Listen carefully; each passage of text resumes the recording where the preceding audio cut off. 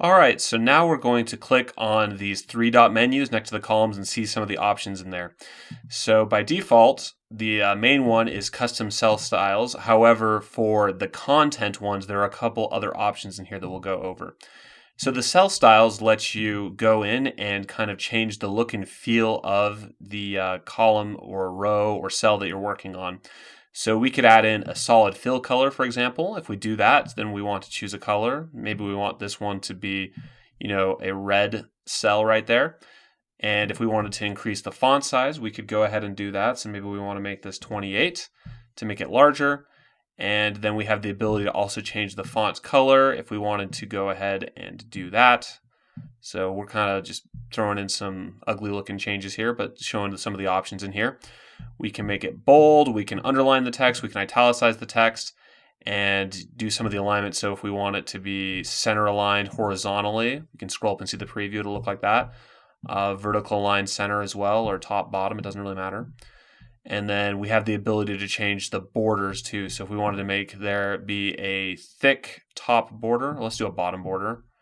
We can do that. We can also change the color of it. So let's make it blue in this case. So you can see here on this example.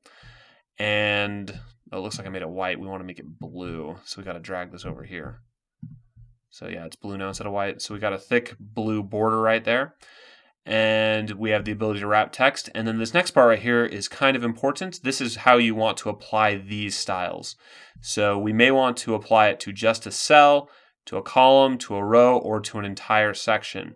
So if I apply it to a cell, let's go ahead and do that, then it only applies to this cell right here. If I wanted instead to apply it to an entire row, I could go ahead and do it like that. And some of the stuff, in order to be easier to type and use, like the yellow text isn't showing up and it has white behind it. When you download it, it actually have the yellow text and everything. This preview just shows some of the changes, but kind of keeps it so that it's still kind of manageable to work with. But so that's an entire row. If I wanted to do a column, I could apply it to a column. And in this case, it looks like it actually did put the yellow in there, since that's instead of a type, that's a drop down. So that's fine. And then if we wanted to apply it to an entire section, we could do that. I'm going to do that with a one of these over here, customize the cell styles, and I'm going to apply it to the entire section to kind of wipe that ugly style that we put in there off. So probably don't want to do that, but you can apply columns, rows, an individual cell, or the entire thing. So more likely than not, you'd probably just, do a bold and then maybe do like a border bottom, probably something like that.